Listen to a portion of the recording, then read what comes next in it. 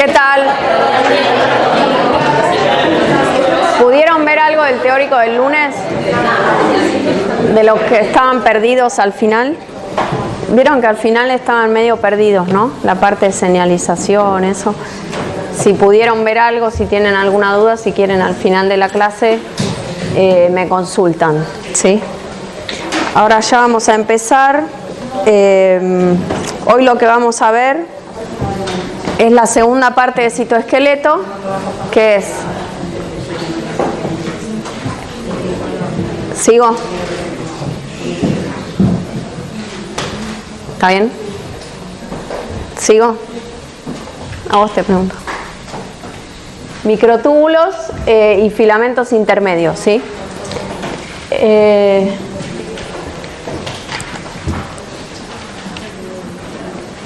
Esta imagen es la misma del teórico anterior, ¿sí? Es para que se ubiquen, para que volvamos a retomar un poquito el conocimiento, lo que vimos la clase pasada. Había 3 tipos de fibras del citoesqueleto, ¿recuerdan cuáles eran?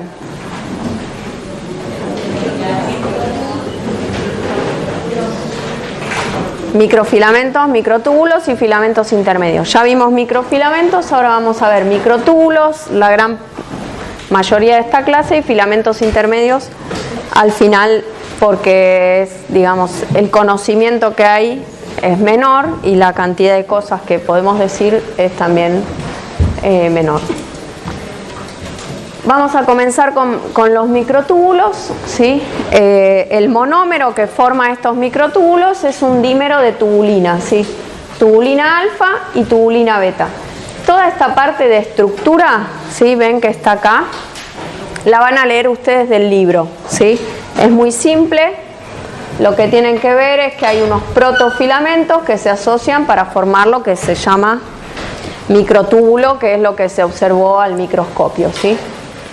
Y que estos microtúbulos se pueden asociar para formar estructuras de singletes, dobletes o tripletes, ¿sí? El doblete lo vamos a ver en los cilios y flagelos, y tripletes en los cuerpos basales y en los centríolos, que son estructuras que a ustedes ya les deben sonar, ¿sí? Pero esto de a qué se unen, a qué nucleótido, todo eso lo ven en la figura, lo leen del libro. ¿Se acuerdan que con actina yo se los expliqué todo cómo era? Pero es algo que es simple para que ustedes se vayan habituando a buscar la información. Eso no quiere decir que no se vaya a tomar, sí se toma, sí, pero es para que ustedes lo lean, es como un ejercicio. Lo leen, si tienen dudas me lo consultan, y si no tienen dudas es que quedó claro, que no hubo problemas con ese conocimiento, ¿sí?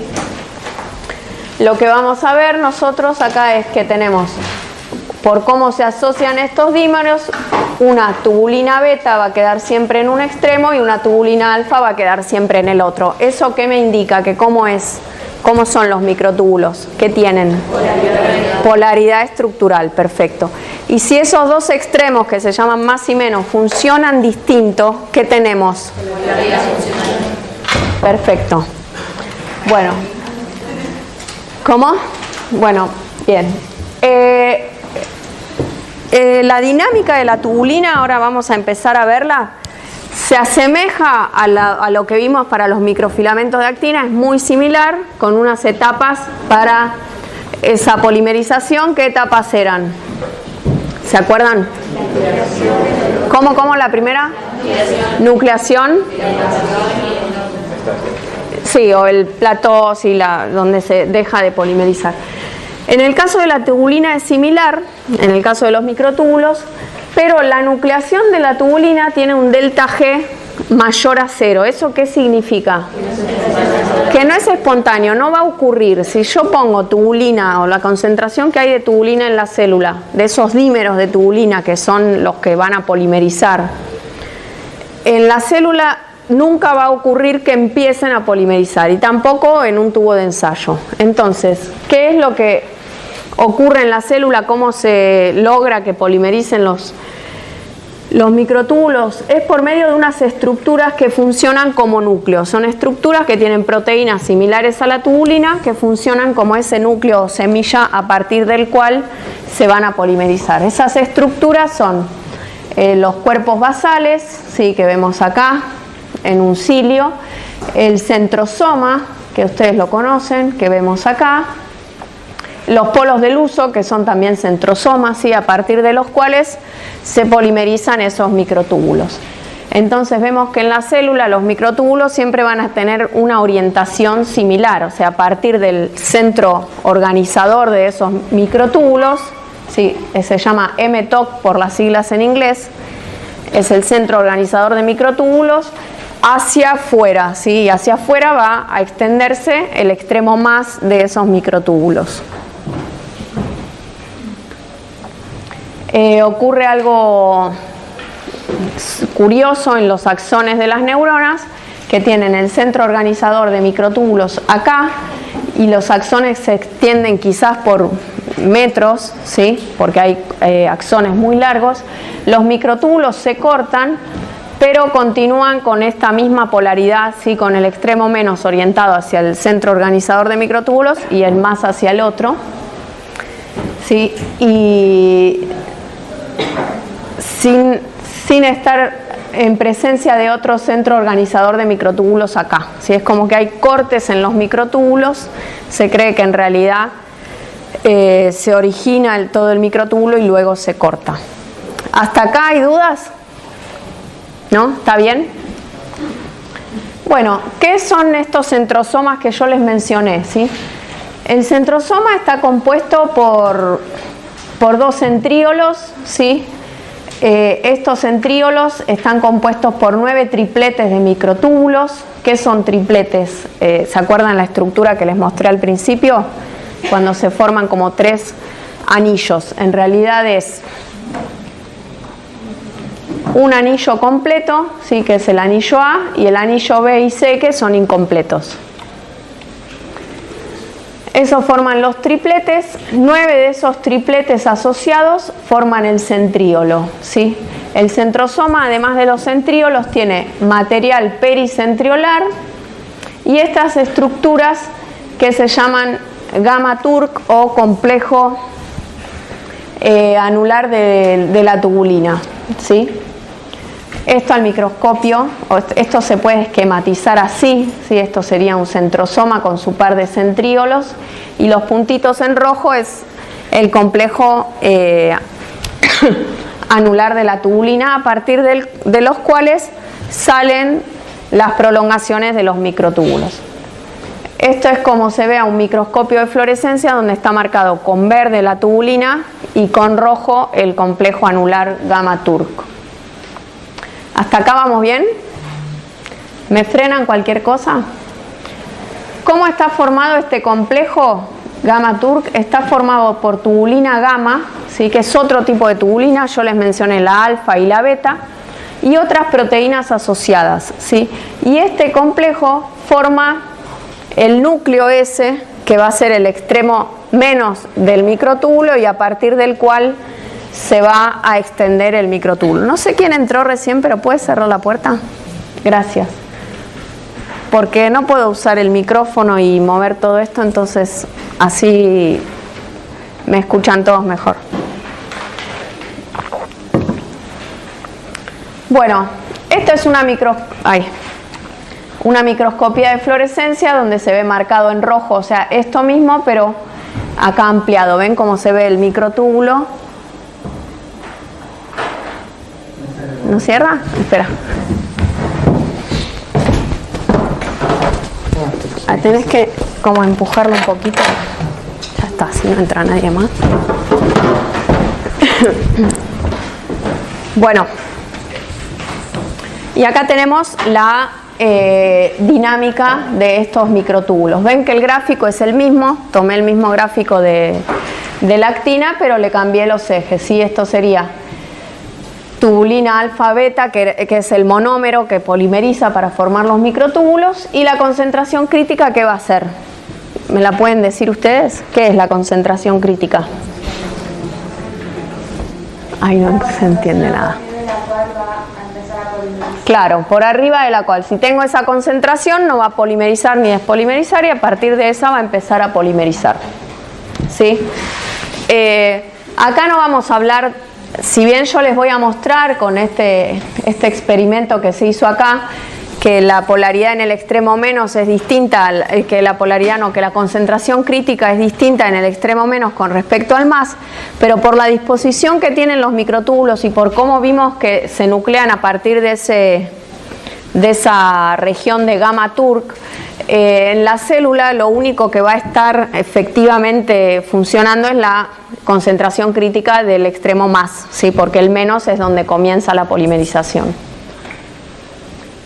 Veíamos en la actina que teníamos esta estructura, así se había comprobado por microscopía que un extremo polimerizaba distinto que el otro, y en el caso de los microtúbulos se aislaron flagelos formados por microtúbulos, se los seccionaron, se formó un sistema libre de células y se agregó tubulina, y se vio a partir de este núcleo de un flagelo que se incubó cómo comenzaban a polimerizar los microtúbulos en el extremo menos y en el extremo más. Se ve que en el extremo más polimeriza muchísimo más rápido, ¿sí? ¿Lo ven acá en la figura?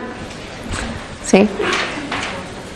En la célula, las estructuras que forman o que están formadas por microtúbulos tienen vida media muy distintas. Si nosotros comparamos la vida media del uso mitótico, por ejemplo, con la de un axón o una cilia o un flagelo de un espermatozoide, ¿sí? Donde prácticamente toda la vida de esa célula está formado ese flagelo, la vida media de esos microtúbulos es muy distinta, ¿sí? Esto es otra diferencia con la actina, donde veíamos que todos los filamentos de actina que se formaban y desensamblaban, todo es mucho más dinámico. En las células hay estructuras compuestas por tubulina que se mantienen durante toda la vida de la célula, y otras cortas como el uso mitótico.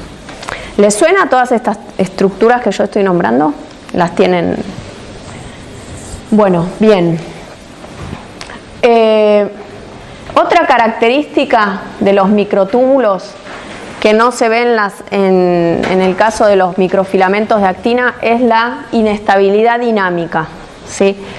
Si nosotros tuviéramos en una célula muchos microtúbulos que nosotros podemos observar y aumenta la concentración de tubulina, son todos microtúbulos cortos, imagínense, aumenta la concentración de tubulina, ¿qué esperarían observar en todos esos microtúbulos?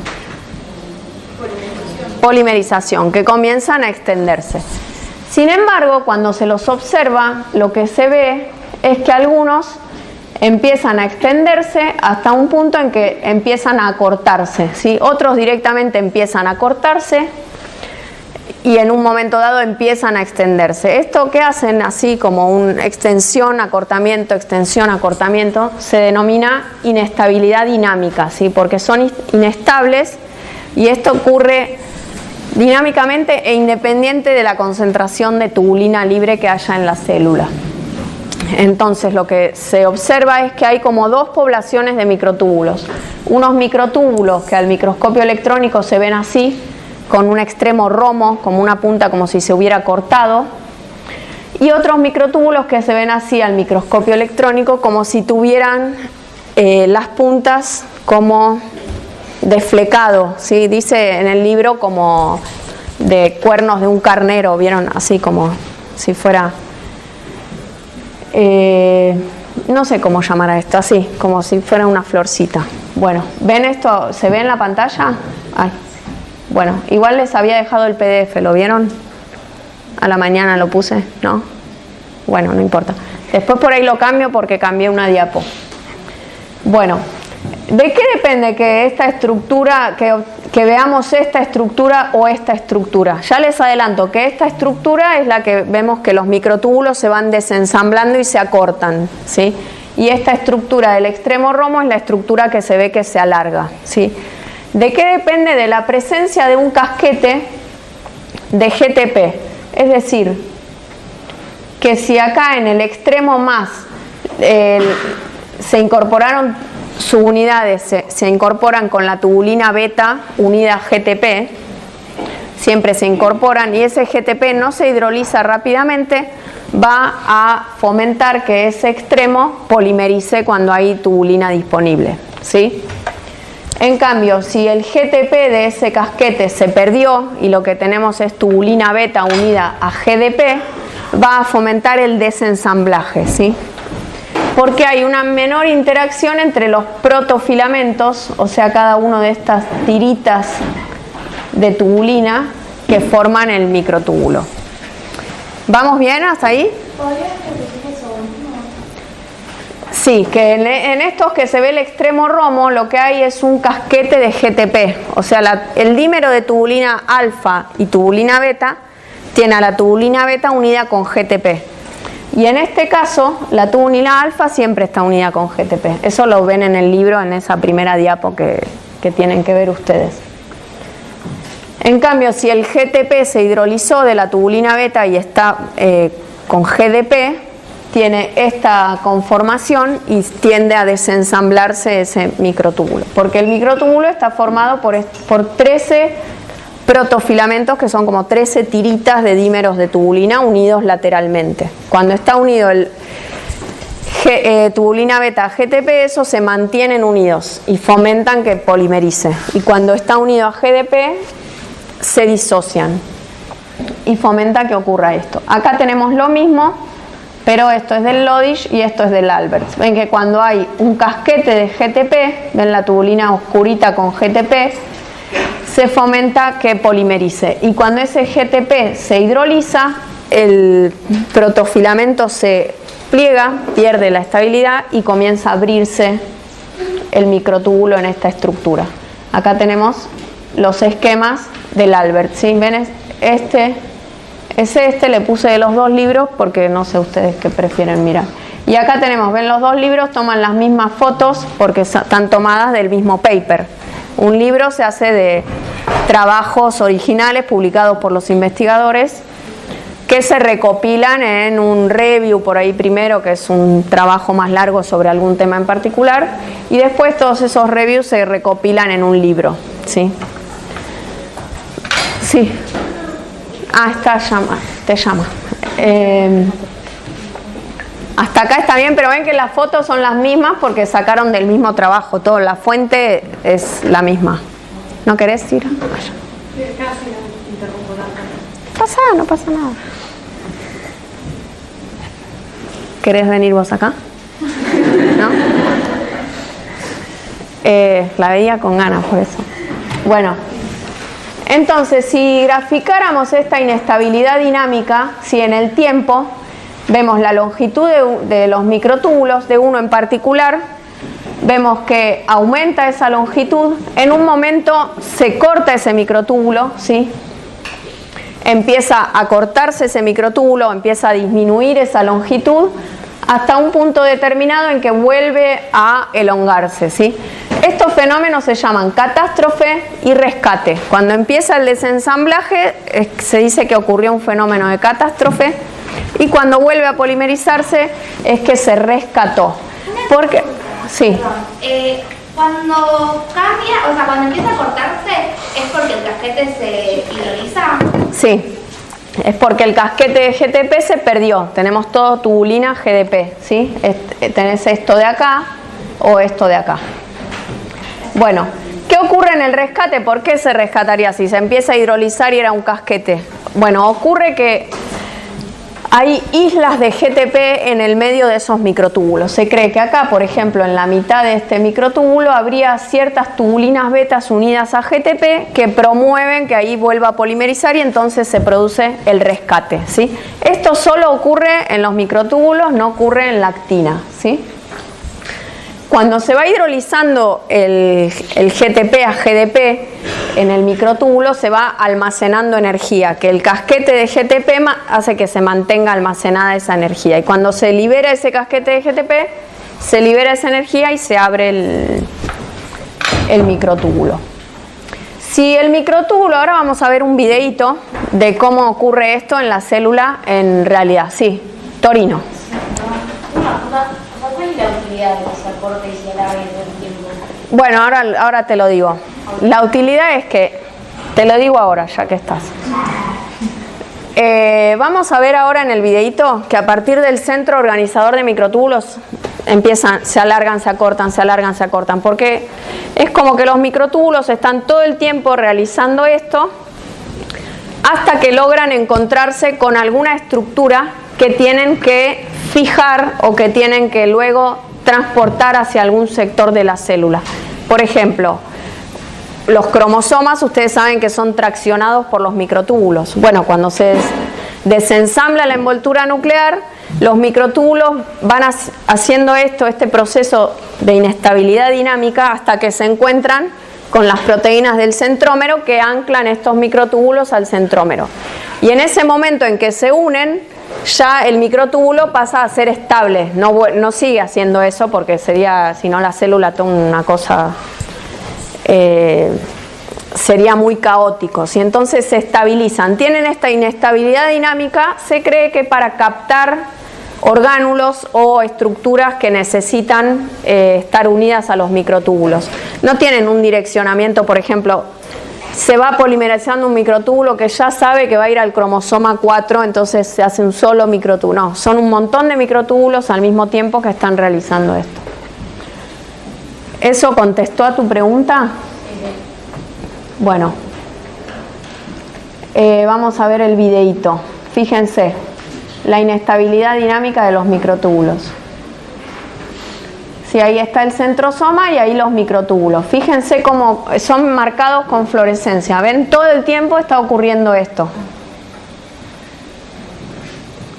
Si alguno de estos secuestrara o captara, por ejemplo, un cromosoma o un orgánulo que tiene que mover, por ejemplo, se pueden mover orgánulos en el axón, ¿sí? Dejaría o frenaría en ese microtúbulo la inestabilidad dinámica. Fíjense, acá hay otro videíto. Esto está marcado, este video es lo mismo, pero está marcado, no está marcada la tubulina, sino una proteína que se une al extremo de los microtúbulos, que ahora lo vamos a ver, que se llama EB1, marcada con proteína fluorescente verde. Así es como se ve que desde el centro organizador los microtúbulos van extendiéndose. Esto sería en el borde de una célula.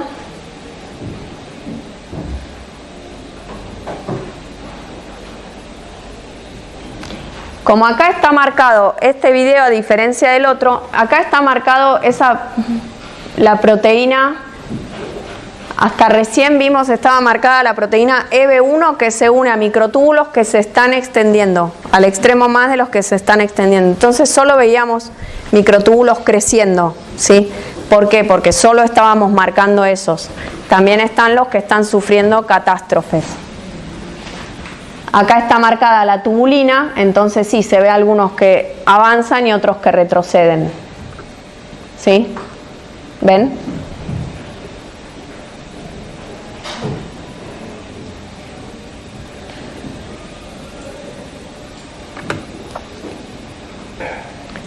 Sí, es así, es un proceso que se puede ver como ineficiente, ¿no? Están tirando microtúbulos todo el tiempo para todos lados, pero bueno, así funciona.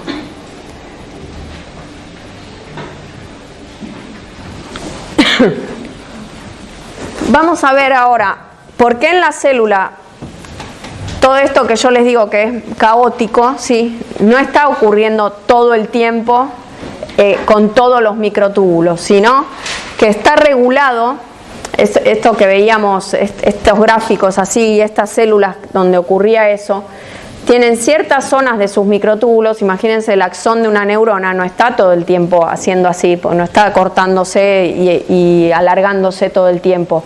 Un cilio tampoco, ¿sí? Es donde hace falta inestabilidad de los microtúbulos ocurre, y donde no, hay proteínas asociadas a los microtúbulos, así como había proteínas asociadas a la actina, que van a estabilizar estos microtúbulos y van a impedir que esta inestabilidad dinámica alteren el normal funcionamiento de la célula. Por ejemplo, hay proteínas que se asocian a los microtúbulos que se llaman MAP2 y Tau, que son de unión lateral a los microtúbulos, ¿sí? Acá están graficadas. Esta es MAP2, tienen una zona de unión al microtúbulo y otra zona que se extiende lateralmente. Y tau es similar, pero tiene el brazo que se extiende lateralmente, es más cortito, ¿sí? Estas proteínas, acá se ven en una célula, en células donde se sobreexpresó MAP, ¿sí? Y en células donde se sobreexpresó tau, se forman como si fueran axones artificiales, y podemos ver que los microtúbulos, las dos estructuras tienen aproximadamente el mismo número de microtúbulos, pero en la que está sobreexpresada MAP2, la distancia entre los microtúbulos es mayor que en la que está sobreexpresada tau, ¿sí? Eso permite a distintas células tener axones más anchos o más delgados, ¿sí? Depende de la proteína asociada que tenga a esos microtúbulos. Estas dos son proteínas que están expresadas en el cerebro. Si la proteína tau, por ahí la conocen, es en el Alzheimer se ubica como una de las proteínas que podría estar mutada y causando Alzheimer. Estas proteínas, que actúan en sí como espaciadoras entre los distintos microtúbulos, son reguladas por fosforilación. Entonces, cuando se requiere inestabilidad dinámica o desarmar esos microtúbulos, se fosforilan, pierden su actividad y el microtúbulo vuelve a ser un microtúbulo sin esta proteína asociada que lo mantiene estable, ¿sí? Acá vemos, esto es del Lodish, y acá vemos el esquema del Albert. Les muestra que estas proteínas de estabilización como MAP producen microtúbulos más largos y menos dinámicos. Y así como hay proteínas que estabilizan los microtúbulos, hay proteínas que los desestabilizan. Ahora la vemos en un ratito, pero esta es la proteína cinesina 13, que también se lo llama factor de catástrofe, porque lo que hace es aumentar la tasa de esas catástrofes, que era cuando los microtúbulos empezaban a acortar su longitud. ¿Tienen alguna duda? Profe, yo. Sí. ¿La MAP y la tau hacen lo mismo? O sea, ¿tendrán espaciadoras? Son espaciadoras, sí, dependiendo del tipo de neurona o el tamaño que se necesiten de los axones, el grosor, va a expresarse más una o más otra en distintas regiones, que no me sé las regiones. Pero sí son muy similares. ¿Ves que esto te da una distancia entre los microtúbulos de más de 25 nanómetros y con la proteína tau más o menos de 10 nanómetros?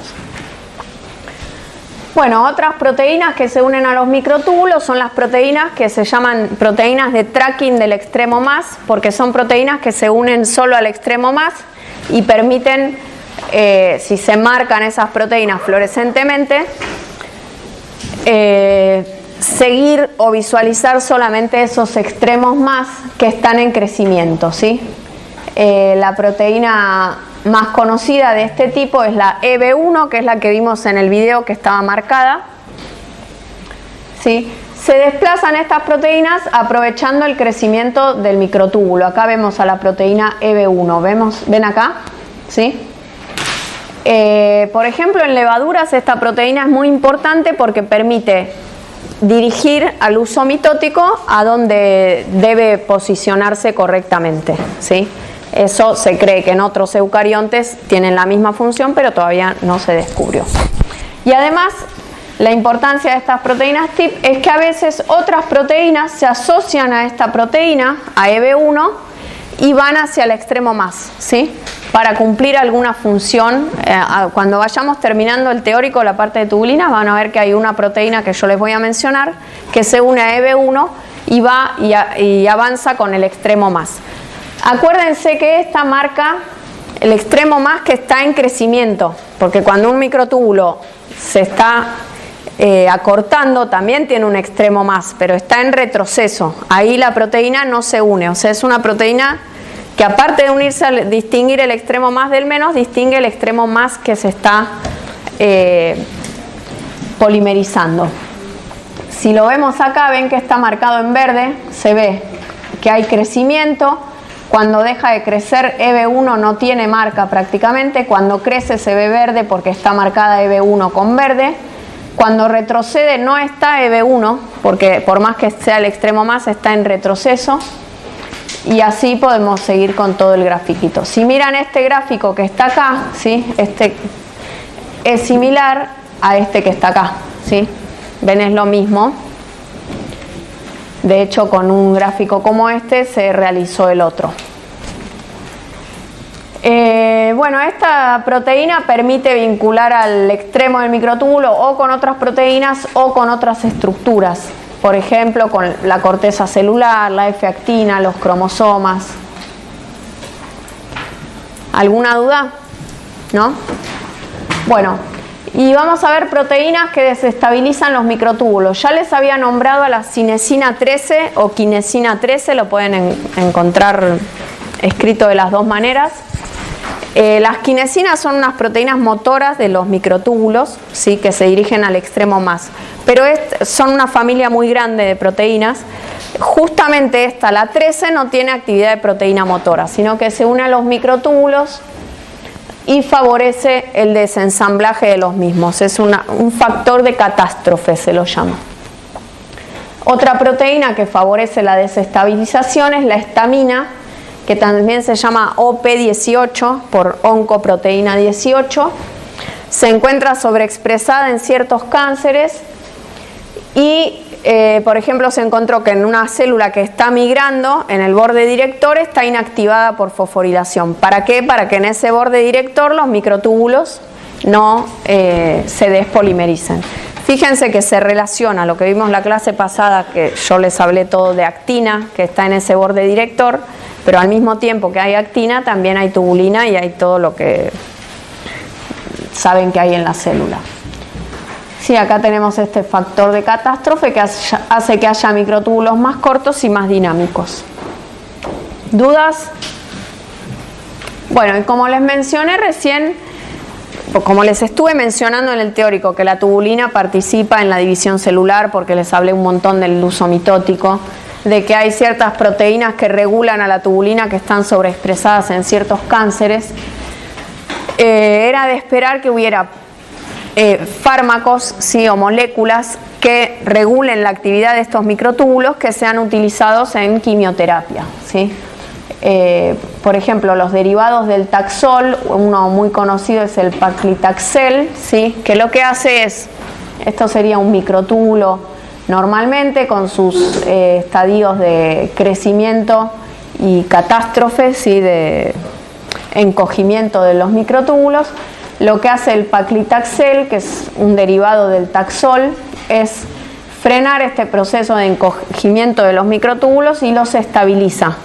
Y al estabilizarlo impide que la célula se divida normalmente, porque este proceso de acortamiento de los microtúbulos y dinámica de los microtúbulos es necesario en la división mitótica. El primero de estos fármacos fue la colchicina, que se descubrió que se une a dímeros de tubulina y impide la polimerización de los microtúbulos, ¿sí? Se utilizó mucho en el tratamiento de la gota, así que es una enfermedad de las articulaciones. Y después hay otros compuestos derivados de la vinca, ¿sí? Que son vincristina y vinblastina, que así como el Taxol promueve la estabilidad de los microtúbulos, lo que hacen estos es promover la desestabilización de los microtúbulos. Todo esto lo van a estudiar bien en fármaco, ¿sí? Cuando cursen fármaco, y se van a acordar de citoesqueleto. No sé. Bueno, ¿hasta acá alguna duda? Cambiamos de tema, vamos a las proteínas motoras de los microtúbulos. Ya les mencioné a las cinesinas, ¿sí? Que se dirigen hacia el extremo más. ¿Se acuerdan la proteína motora de la actina que les mencioné? ¿Cuál era? La miosina, muy bien. La cinesina tiene una estructura con varios dominios distintos, ¿sí? Tiene un tallo formado por una estructura helicoidal y dos cabezas que se unen a los microtúbulos y que también se unen a ATP, ¿sí? Para poder realizar como una especie de caminata sobre estos microtúbulos a medida que hidrolizan ATP. Las dineínas se mueven hacia el extremo menos, son mucho más complejas, ¿sí? Estructuralmente las dineínas, pero su familia no es tan diversa, ¿sí? Y es muy grande y se sabe menos sobre el mecanismo de movimiento sobre los microtúbulos, porque es una proteína mucho más grande y más difícil de estudiar que las cinesinas. Sí, tiene también un dominio de unión al microtúbulo y una zona que se une a otro complejo que es la dinactina, porque a diferencia de las kinesinas que se unen directamente a la carga o a lo que tengan que transportar, las dineínas necesitan unirse al complejo de la dinactina, que ahora se los voy a mostrar en un ratito, para poder unirse a su carga. No llevan directamente la carga, sino que necesitan otro adaptador. Hay distintos tipos de cinesinas, ¿sí? Esta es la 1, la más estudiada. Está la 2, que es heterodimérica, y transportan orgánulos a través del microtúbulo, siempre hacia el extremo más. Muy bien. Hay una cinesina que es la 5, que es bipolar. ¿Qué significa?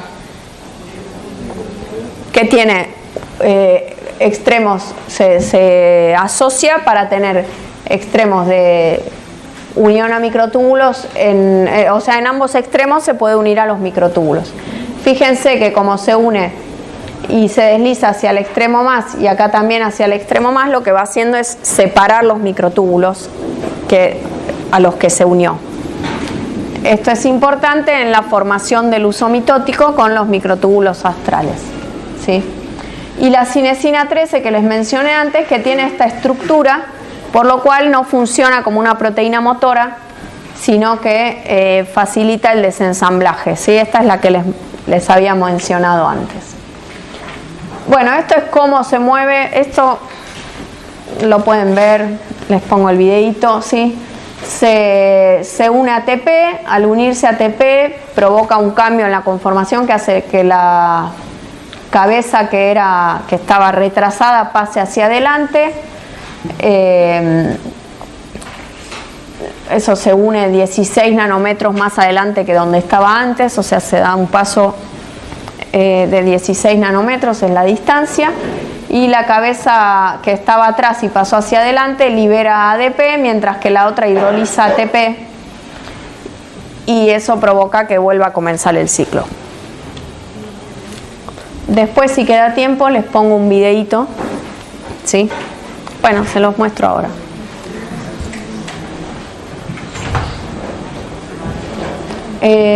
Acá está.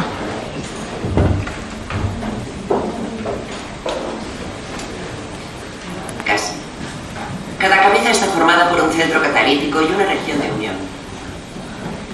En la célula, las kinesinas arrastran los orgánulos a lo largo de los microtúbulos. El orgánulo se une al otro extremo de la larga cola sobreenrollada que mantiene unidas las dos cabezas motoras. En la imagen no se muestra el orgánulo. En solución, las dos cabezas de la kinesina contienen ADP fuertemente unido y se mueven aleatoriamente, llevadas por el movimiento browniano. Cuando una de las dos cabezas de kinesina encuentra un microtúbulo, se une a él fuertemente. La unión al microtúbulo provoca la liberación del ADP unido a la cabeza. Entonces, una molécula de ATP entra rápidamente en el sitio vacío de unión a nucleótido. El intercambio de nucleótido dispara el acercamiento de la región de unión sobre el centro catalítico. Esta acción empuja a la segunda cabeza hacia adelante y la coloca cerca del siguiente punto de unión en el microtúbulo. La primera cabeza motora, unida al microtúbulo, hidroliza el ATP y libera un fosfato. Cuando la región de unión de la cabeza motora se separa, la segunda cabeza cambia su nucleótido y cierra su región de unión sobre el centro catalítico. Y así, el ciclo se repite.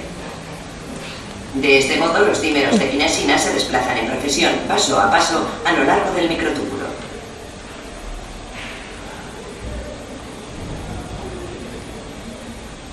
Bueno, ya está, creo que no dice nada más.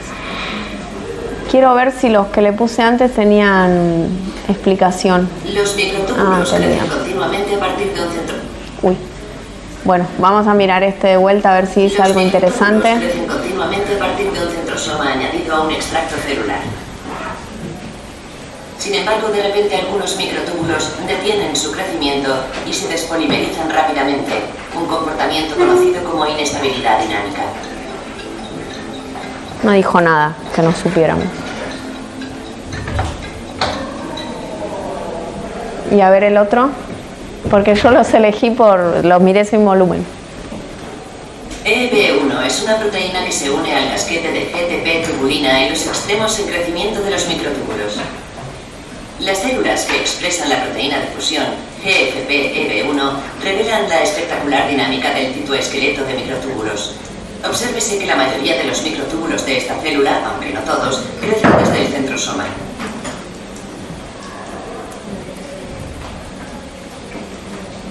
En este experimento solamente son visibles los extremos de los microtúbulos en crecimiento. Los que son estáticos o los que se encogen han perdido su casquete de GTP tubulina y por lo tanto no se unen a EB1.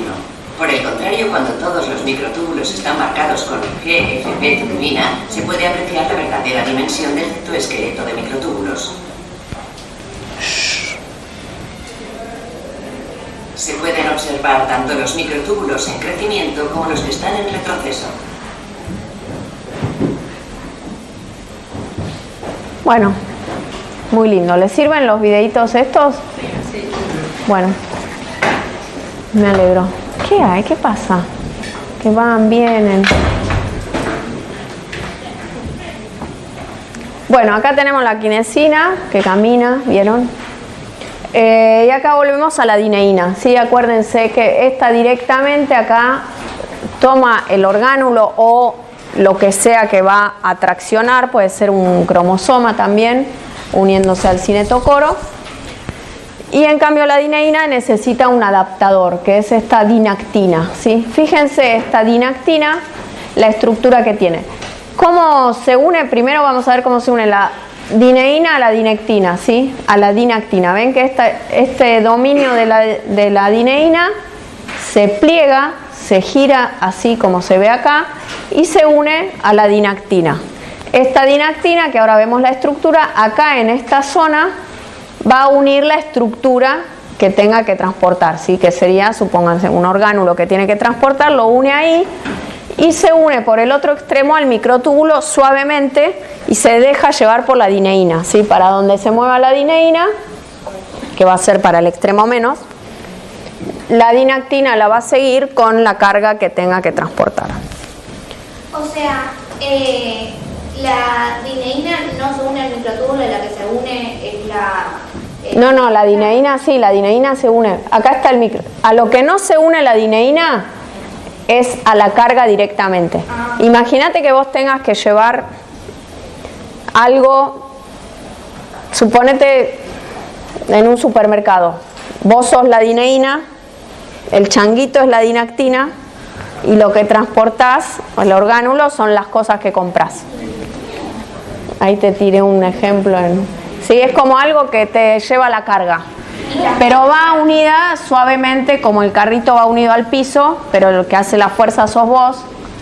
Esta va unida al microtúbulo, se va desplazando por ahí, como si tuviera unas rueditas, imagínate.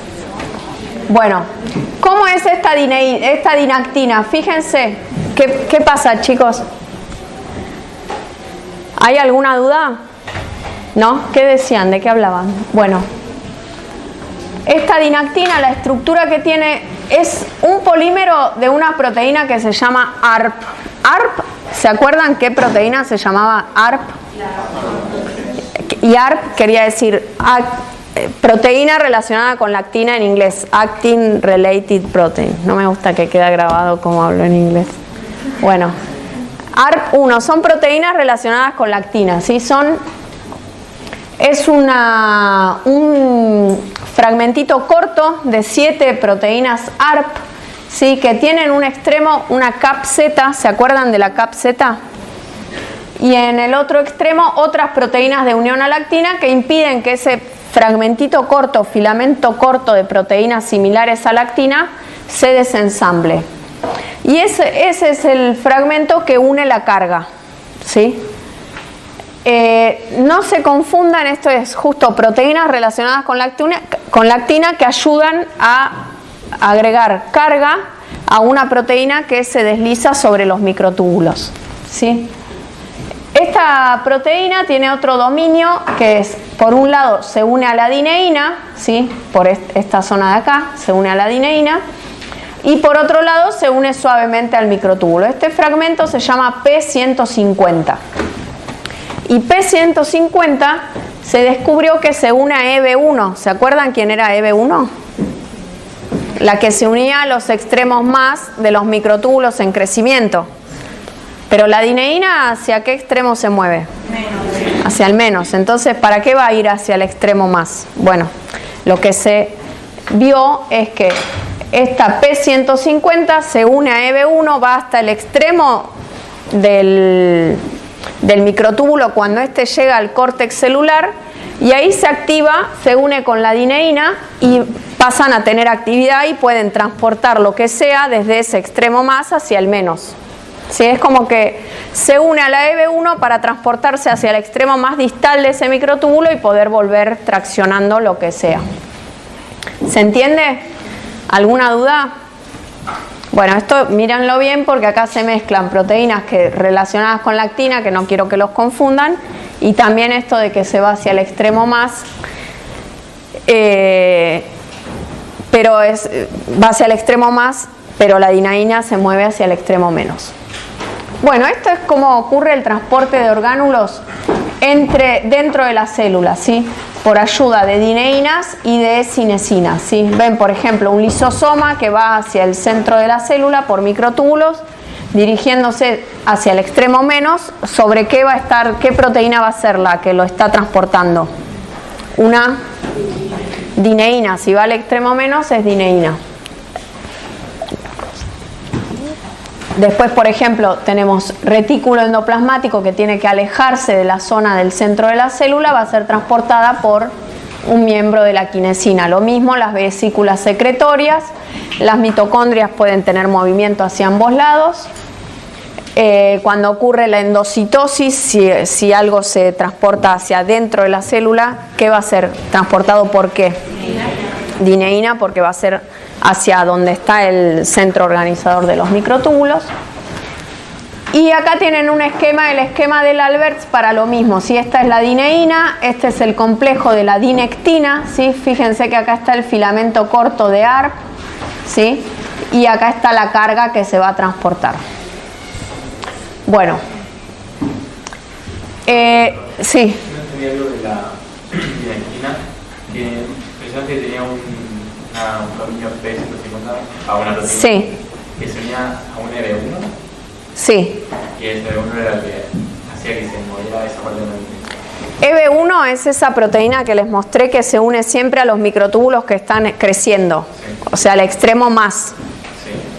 Entonces, es como que la dinactina va hacia el extremo de la célula, hacia el extremo más del microtúbulo, se une a la dineína, se activan y la dineína empieza a moverse hacia el extremo menos, junto con la dinactina.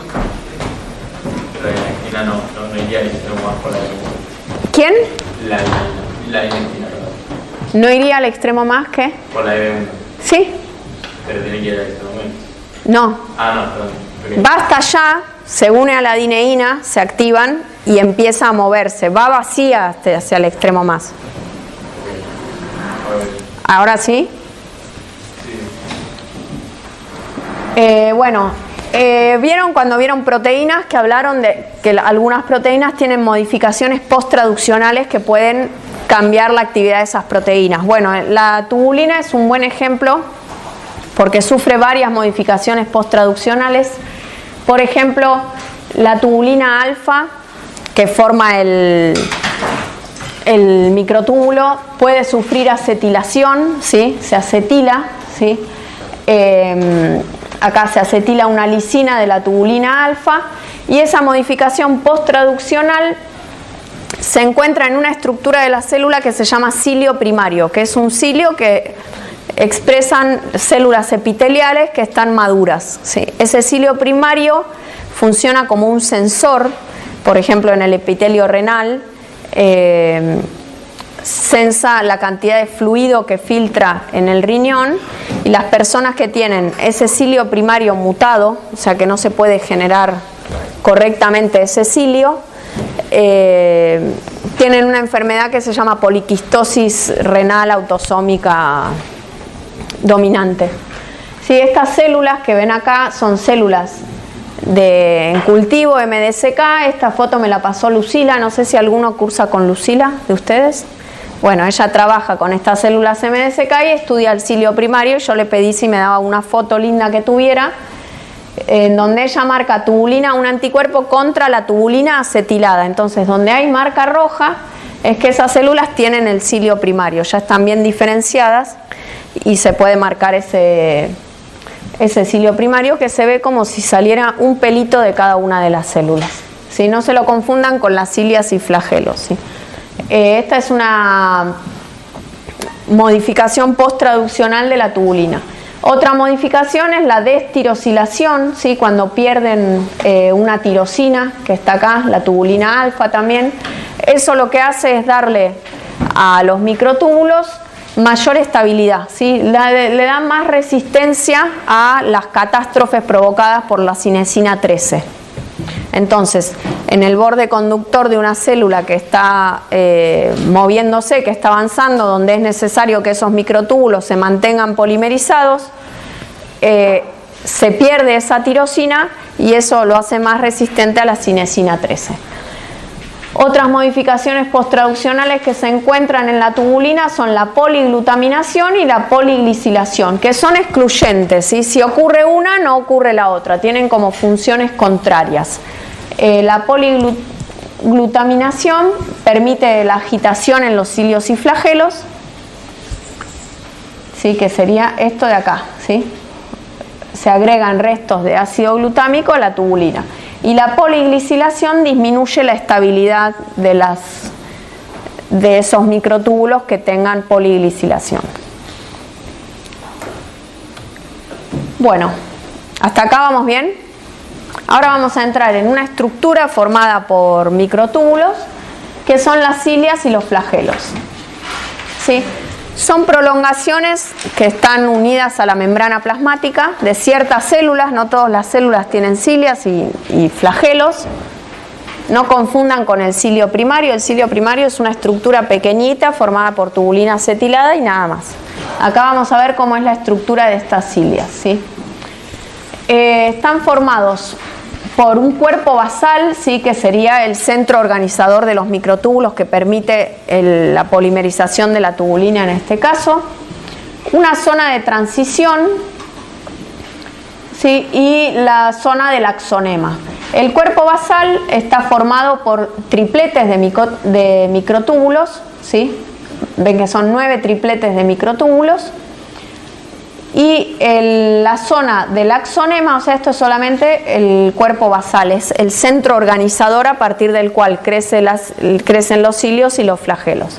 El axonema, que es la parte estructural de los cilios y los flagelos, está formada por 9 dobletes de microtúbulos. ¿Sí? Ven acá que son dobletes, ¿sí? ¿Lo ven? Más un par central de microtúbulos. Este par central de microtúbulos está unido, imagínense, todos microtúbulos así. Los flagelos pueden ser larguísimos, las cilias son largas, pero los flagelos, por ejemplo, el flagelo de un espermatozoide es muy largo. Tiene cada tanto puentes periódicos proteicos que los mantienen unidos a estos dos del medio, a este par central. Ay, ¿dónde está el? Ah, no puse el láser. Pero bueno, los centrales están unidos a los dobletes por esos puentes. ¿Cómo? El par central está unido a los dobletes por esos No, el par central está unido entre sí por esos puentes. Y después estos dobletes están unidos entre sí por esta proteína que se llama nexina, sí, que se ve acá en celeste clarito. Y están unidos hacia el centro por unas espigas radiales, esas celestitas que se ven ahí, ¿sí? Ah, acá escribí espigas radiales, para no olvidarme. Bueno, además, estos dobletes de microtúbulos, ¿qué más tiene que ven acá, rojo? ¿Qué son? Dineínas, ¿sí? Son dineínas axonémicas en este caso, ¿sí? Que son proteínas motoras que se van a mover hacia ¿qué extremo del microtúbulo? Al menos. Fíjense que están asociadas con un doblete, pero se van a desplazar sobre el otro doblete que tienen adyacente, ¿sí? Se van a unir, ¿sí? Acá sobre este doblete. ¿Y qué va a permitir eso si está todo unido? Los dobletes tienen dineínas que se van a ir moviendo o intentando mover. ¿Qué va a provocar? Flexión, movimiento, dijeron por ahí, muy bien. Eso va a ocurrir así. Ven, en el PDF que les dejé puse la del Lodish, pero estaba como medio baja calidad. Pero son muy iguales. Fíjense, así es como ocurre la curvatura de los flagelos. Acá tenemos un doblete, ¿sí? Tenemos las proteínas de unión, las nexinas, y tenemos las dineínas, ¿sí? Que se van a mover hacia el extremo menos. Esta dineína que está en este doblete va a desplazarse sobre el microtúbulo adyacente hacia el extremo menos y lo va a hacer flexionar, ¿sí? Y eso va a hacer que el microtúbulo se mueva. Si se removieran las nexinas con proteasas, eso se comprobó que las dineínas de uno de los microtúbulos se movía sobre el otro microtúbulo, removiendo con proteasas suavemente las nexinas, y entonces al observar al microscopio electrónico se veía que los dos dobletes se habían desplazado, o sea, la dineína fue moviendo al doblete adyacente hasta que lo desplazó con respecto al doblete original. Bueno, acá estaba todo escrito. Sí, entonces esto produce la flexión y el movimiento, que se puede ver, por ejemplo, en un espermatozoide así, ¿sí? Se va propagando ese impulso, imagínense que ocurre en muchas dineínas al mismo tiempo, y va propagando el impulso y permite que la célula se mueva en un medio líquido, por ejemplo. Y esto es una clamidomona, ¿sí? Que también es un organismo que tiene unos flagelos que le permiten moverse en agua. ¿Hasta acá tienen preguntas? ¿Quieren preguntarme algo? ¿No? ¿Estamos bien?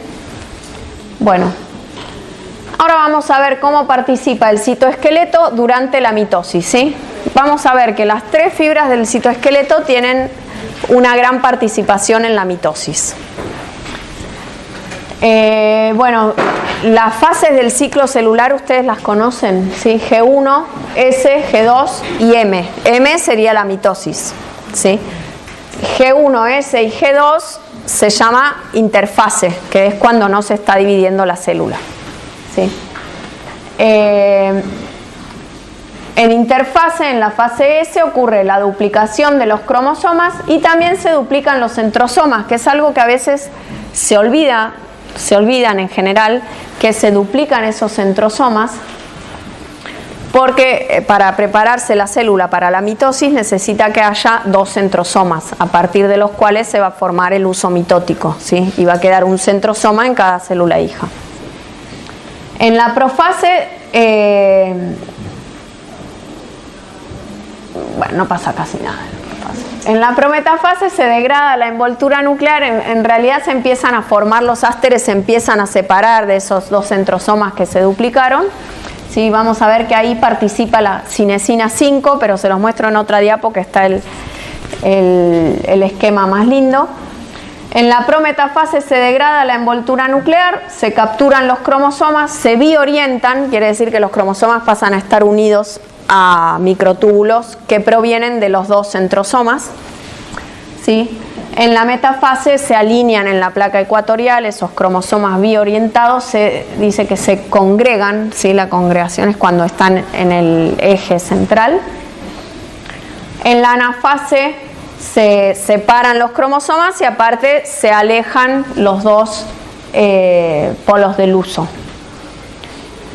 Luego en la telofase se empieza a reensamblar la envoltura nuclear y se ensambla el anillo contráctil, que está formado por actina, muy bien, y se produce la citocinesis, ¿sí? Ahora vamos a ver, este es el uso mitótico, ¿sí? Tiene 3 tipos de microtúbulos, ya lo saben esto. ¿Qué tipos de microtúbulos son?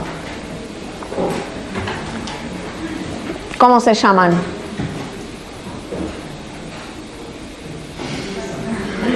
¿Cómo se llaman?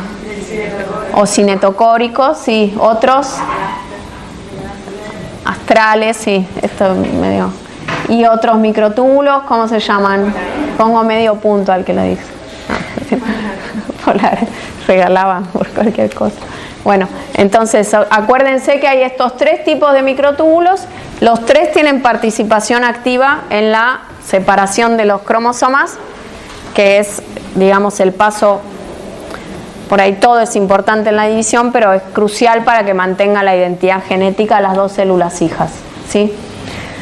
Esta diapo me quedó recontra llena. Bueno, en la profase, bueno, se degrada la envoltura nuclear, ¿sí? La envoltura nuclear, ¿por qué está formada? ¿Por qué proteína? No. ¿Qué tipo de fibra del citoesqueleto son? No los vimos todavía. Filamentos intermedios, ¿sí? Por la lámina, ¿sí? La lámina, vamos a ver ahora al final de la clase, cuando veamos los filamentos intermedios, que están forman unos tetrámeros y unos protofilamentos, y estas proteínas láminas se fosforilan y desensamblan la envoltura nuclear para permitir que el material genético migre en la célula, formando dos células hijas nuevas con idéntico material genético, ¿sí? En la profase, ¿sí? Cuando comienzan a separarse los ásteres, los microtúbulos astrales, participa la cinesina 5, que se acuerdan cómo era bipolar la cinesina 5. Entonces se une la cinesina 5, por ejemplo, acá en esta zona, imagínense en esta zona de acá que hay microtúbulos hacia un lado y hacia el otro, en el medio está la cinesina 5 que va moviéndose hacia el extremo más de ambos microtúbulos, entonces los va separando, ¿sí? Es como si fuera moviendo uno para allá, el otro para allá y los separa. Y con eso logra que los centrosomas se separen en la célula. ¿Cómo se capturan estos cromosomas? Los cromosomas tienen esta zona, que es la zona cinetocórica, donde hay proteínas, y hay un cinetocoro interno y un cinetocoro más externo, que es al que se unen los microtúbulos. Nosotros lo podemos esquematizar así, ¿sí? Simplemente un microtúbulo unido al cinetocoro como dos rayitas, pero la realidad lo que ocurre es todo esto que vemos acá, que ahora vamos a ver en detalle. Fíjense, ¿qué vemos acá? ¿Me pueden ir diciendo ustedes a ver si me fueron siguiendo? Vamos a ver con algo fácil. Bueno, ¿qué está ocurriendo acá? ¿Qué dice acá? Se despolimeriza ese microtúbulo. Ese microtúbulo, cuando se une a los cromosomas, empieza una fuerza, una tensión para lograr que ese cromosoma quede en el centro de la célula. Entonces, esa tensión, fíjense que la unión al cromosoma puede ocurrir acá, puede ocurrir acá, puede ocurrir acá, y luego tiene que unirse al microtúbulo que viene del otro polo, ¿sí?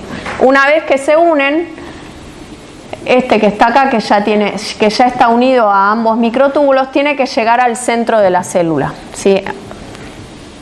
Eso ocurre por fuerzas de tensión, o sea, se tiene que acortar este microtúbulo y elongar y polimerizar, alargar este microtúbulo de acá. Esto está agrandado acá, entonces vemos que hay encogimiento, ¿sí? Donde hay acortamiento. ¿Qué proteína participaba? ¿Se acuerdan? El factor de catástrofe, cinesina 13. Fíjense que está ahí unida al cinetocoro, haciendo que se despolimerice este microtúbulo para que se produzca el acortamiento. Por otro lado, tenemos acá, ¿qué proteína? La dineína. ¿Hacia dónde se movía la dineína? Hacia el extremo menos. ¿Qué va a estar haciendo acá? Se va a estar moviendo hacia el extremo menos. Estaba unida a la proteína que le permitía llevar su carga. ¿Cómo se llamaba? Dinactina. Y la dinactina vemos que está acá unida. ¿Su carga cuál es? Una parte del cinetocoro, claro, está unida al cromosoma. Entonces va a ir tirando junto con la dineína para llevar el cromosoma hacia esta zona hacia ese polo del uso mitótico. Del otro lado, sí. Entonces, o sea, la que se une al cinetocoro es la dinactina o la dinactina y el microtúbulo también. Bueno, sí, se une la dinactina y el microtúbulo. Cuando uno dice se unió al cinetocoro, en realidad son todas esas proteínas que lo están uniendo, pero las tubulinas se van soltando y el cinetocoro se va moviendo. Claro, o sea, covalentemente no hay una unión ahí entre el cinetocoro y la tubulina. Claro, lo esquematizamos así, pero en la realidad es así. Bueno, ¿qué pasa en la otra zona del cromosoma, en el otro cinetocoro, digamos, en la otra placa? Acá tenemos cinesina 7, ¿sí? Que se llama también SEMP-E, que es una proteína de unión es una proteína del cinetocoro, que fíjense lo que está haciendo es unirse al cinetocoro, unirse al microtúbulo y moverse por el extremo más para ir traccionando al microtúbulo hacia adelante, ¿sí? Acá tenemos también complejo dineína-dinactina porque van haciendo fuerzas de tensión así hacia ambos lados. Y tenemos en esta zona, cuando la cinesina se va moviendo hacia adelante, va dejando espacio libre para que crezca y se ensamble ese microtúbulo y se vaya estirando. Todo esto ocurre hacia adelante, hacia atrás, hasta que el cromosoma se encuentra en la placa ecuatorial. Fíjense, una proteína que no les mencioné es esta cinesina 4, que lo que hace es moverse y utilizar otros microtúbulos que están unidos, sería esto que está acá, otros microtúbulos que están unidos a otro cromosoma para traccionar también, ¿sí? O sea, es como que se une a esta zona del cromosoma y se para en otro microtúbulo para ayudar con la tracción y localizar a ese cromosoma en el medio de la célula. Sí. La cinesina que está unida a la placa cinetocórica, pero del microtúbulo izquierdo. Está. Claro. Esta se une ahí y camina hacia el lado más. Va caminando y entonces va dejando espacio ahí para que crezcan, para que se adicionen nuevos dímeros de tubulina. Bueno, y el cromosoma se va moviendo hacia allá con la suma de todas estas fuerzas, ¿sí? Ven que viene fuerza proveniente de la dineína y la despolimerización del microtúbulo por cinesina 13 y por cinesina 4 que está en los brazos del cromosoma caminando sobre otro microtúbulo. ¿Se entendió esto? Esto es de lo más complicado porque un poco integra todo, pero si entendieron cada proteína en particular y si no lo entendieron, después van a estudiar esas proteínas que hacen y vuelven a tratar de ver esta imagen. Si no me lo quieren preguntar ahora, si me lo quieren preguntar ahora, me lo preguntan. Bueno, después esos cromosomas que se habían alineado en el plano ecuatorial se tienen que empezar a separar. ¿Qué se separan en la mitosis? Las cromátidas hermanas, ¿sí? Lo que estábamos viendo como un único cromosoma, esto que está acá, que era un único cromosoma duplicado, ahora va a empezar a separarse y cada una de estas cromátidas hermanas va a ser un nuevo cromosoma. Entonces, la anafase se divide en dos, en anafase A y anafase B, ¿sí? La anafase A se mueven los cromosomas hacia los polos y en la anafase B se separan estos polos del uso hacia los extremos de la célula. Vamos a ver qué ocurre. En la anafase A participa la cinesina 13, ¿sí? Que es esta que está acá, que ya sabemos qué hace. ¿Qué hace? Despolimeriza, es el factor de catástrofe. Si va despolimerizando es fácil, eso es fácil de ver porque va cortando el microtúbulo y se va arrastrando el cromosoma. Y en la anafase B participa la cinesina 5 y la dineína. Vamos a ver cómo participan. La cinesina 5 en esta zona de acá, ¿ven? Se mueve hacia el extremo más de este cromosoma y hacia el extremo más de este cromosoma. Entonces hace que este cromosoma que está arriba vaya para atrás y este que está abajo así. Entonces se van separando. ¿Se entiende? Uy, salió en el video. Sí, microtúbulos. ¿Dije cromosomas? Bueno, olvídense de eso. Los dos microtúbulos los va moviendo, ¿sí?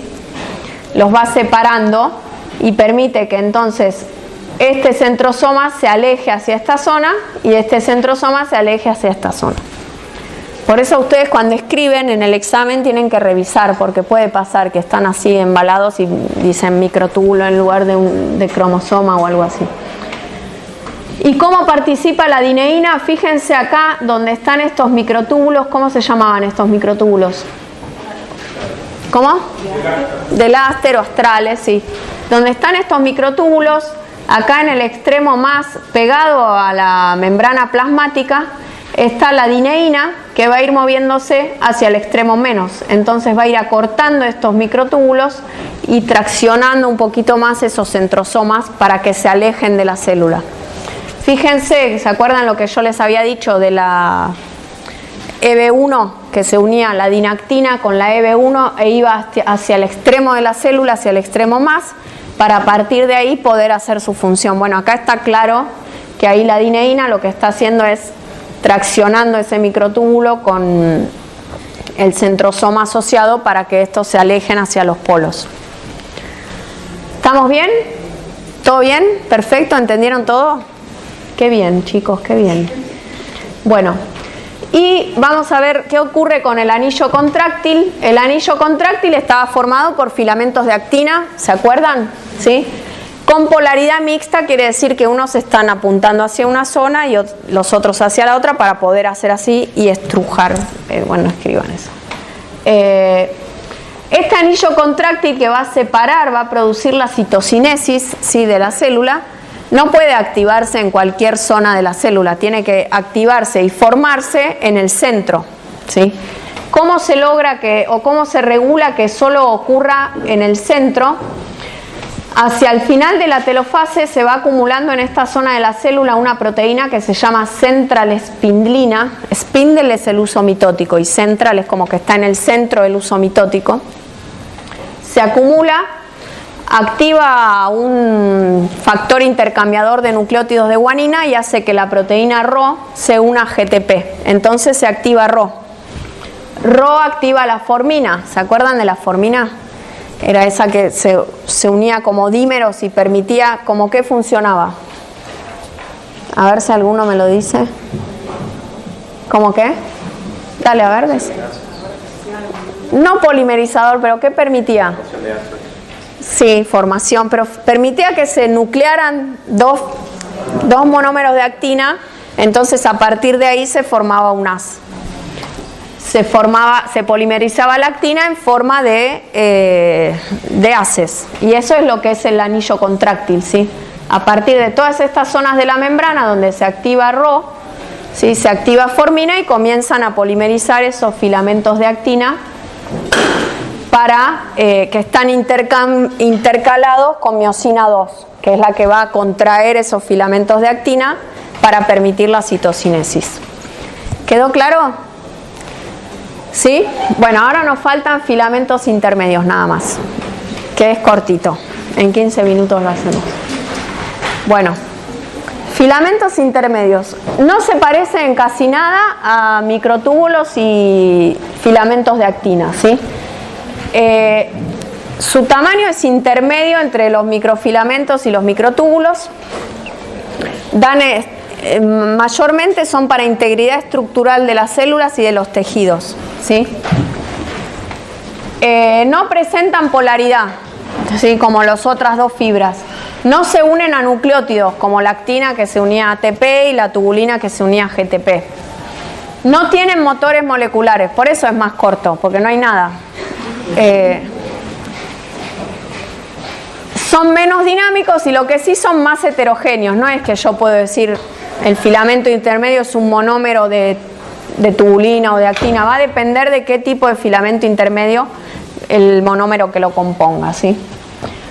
Se los divide en familias, que son 5 familias principales, y son muchos genes. No es como la tubulina y la actina, que son poquitos genes que están en la célula en mucha concentración, ¿sí? Primero lo que se forma para los filamentos intermedios es un dímero que forman esto que se llama como bastón helicoidal, ¿sí? Que va a tener un extremo N-terminal y un extremo C-terminal. Esos bastones helicoidales, quédense un cachito, es cortito esto. No, si tenés, sí, pero digo al resto, porque alguno por ahí aprovecha, bueno, como se cursa y se van. El que tenga que cursar, váyase, el que no, quédese. Bueno, estos bastones helicoidales se unen en tetrámeros, ¿sí? Forman estos tetrámeros escalonados, porque ven que no están simétricamente, no forman un extremo romo, sino que están así escalonados. Forman varios tetrámeros puestos lateralmente, forman un protofilamento. Esos protofilamentos se unen de a 4 y forman una protofibrilla, y luego esas protofibrillas se enroscan y forman lo que pasa a ser el filamento intermedio. ¿Sí? Esta es la imagen que tienen del Lodish y esto es lo mismo que tienen del Alberts, ¿sí? Fíjense cómo es este tetrámero, esta zona y esta zona. ¿Podemos decir que tiene polaridad? No, porque son similares, entonces no tenemos extremo más y extremo menos en los filamentos intermedios. Lo que sí tenemos son 5 familias o 5 clases, que son las queratinas ácidas, queratinas básicas, están en las células epiteliales, ¿sí? Le dan integridad al tejido, al epitelio, ¿sí? Permitiendo que se unan estos filamentos del citoesqueleto a los desmosomas y hemidesmosomas, que son uniones que se hacen entre célula y célula, que ocurren entre célula y célula y entre célula y matriz. Eso le dan estabilidad al epitelio, que en general los epitelios sufren mucha tracción porque están expuestos, o sea, la piel, el epitelio intestinal, la mucosa bucal. La clase 3 se expresa en células musculares, en células de la glía y mesenquimatosa. Algunos ejemplos son la desmina, la vimentina, sí, que vemos acá en el músculo esquelético, por ejemplo. La clase 4 son neurofilamentos, se expresan en neuronas, de esto no vamos a ver nada. Y la clase 5 son las láminas, que forman la envoltura nuclear que vimos recién, que en la mitosis se desensamblaba. ¿Vieron cuando yo les mostré esos tetrámeros? Eran estos mismos que están acá.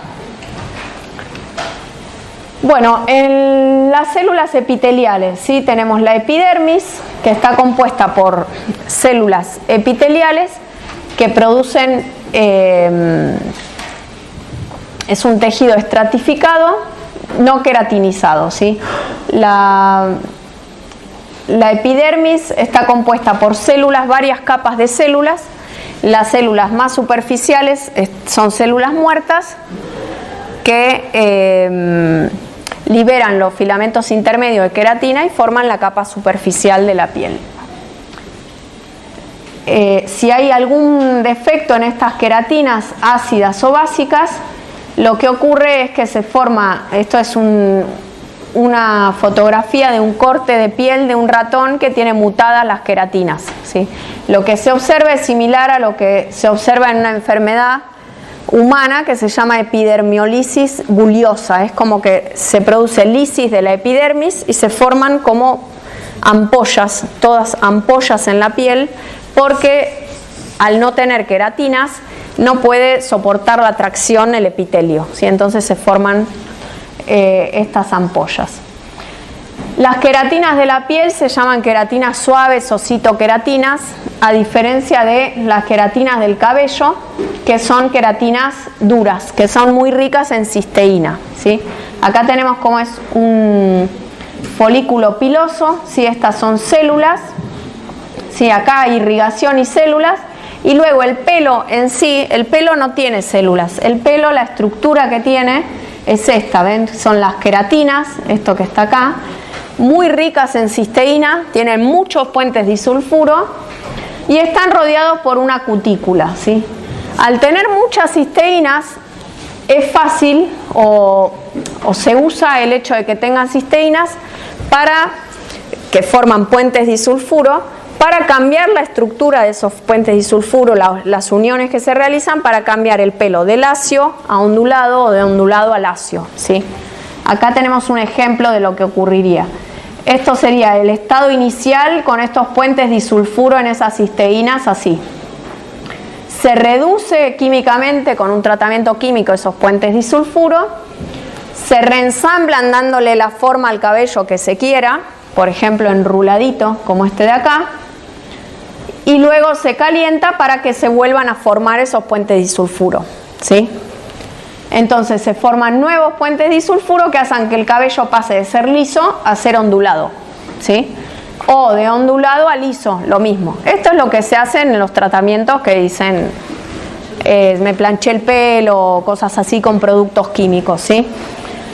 Y esto es si se hace al revés. Vieron, en una época se usó la permanente, bueno, se hacía esto. Esto se los digo para que vean que el pelo tiene una cutícula. Si se hacen un shock de queratina, ¿sí? No, o sea, la queratina del pelo está acá adentro y el shock de queratina no va a pasar la cutícula, no va a entrar al pelo. Lo único que va a hacer es hidratar un poquito, por ahí sacarle las partes que están descamaditas de esta cutícula, mejorar un poquito, pero no están poniéndole queratina al pelo, eso se lo lavan y se va por los caños, ¿sí? Así que, y menos, bueno, no hagan esos tratamientos con formol o cosas químicas terribles que se usan para que, para hacer esto, para cambiar esos puentes disulfuro que ya están originalmente en el pelo, ¿sí? También podemos modificar la estructura con calor y frío. ¿Vieron cuando se plancha con calor o si se deja el pelo mojado, enrollado, queda un poco así? Bueno, todo lo que se está modificando es esto, los puentes disulfuro de esas queratinas duras que son ricas en cisteínas. Y acá tenemos de la clase 5, que son las láminas, el esquema que les mostré anteriormente. Acá están los tetrámeros de lámina, que al fosforilarse en la mitosis se desensamblan y desarman esta envoltura nuclear que se ve así al microscopio electrónico, ¿sí? Fíjense cómo se ve, estos tetrámeros se desarman y permite que ocurra la mitosis, que es todo lo que vimos recién, ¿sí? Cuando ustedes estudien ciclo celular y vean al factor promotor de la mitosis, que tiene actividad de quinasa, que fosforila sustratos, uno de los sustratos son estas láminas, ¿sí? Para permitir que comience la mitosis. Bueno, esto es para terminar. Les dejo un cuadro comparativo de los 3 tipos de microfilamentos, de los 3 tipos de filamentos del citoesqueleto, ¿sí? Si quieren lo leemos, si no lo ven ustedes y cualquier duda me preguntan, ¿sí? Un ATP, un EGTP, no une nada. Forman geles o haces no curvables, tienen gran fuerza ténsil, menos dinámicos, no polarizados, no tienen proteínas motoras, y esta es la función principal. Bueno,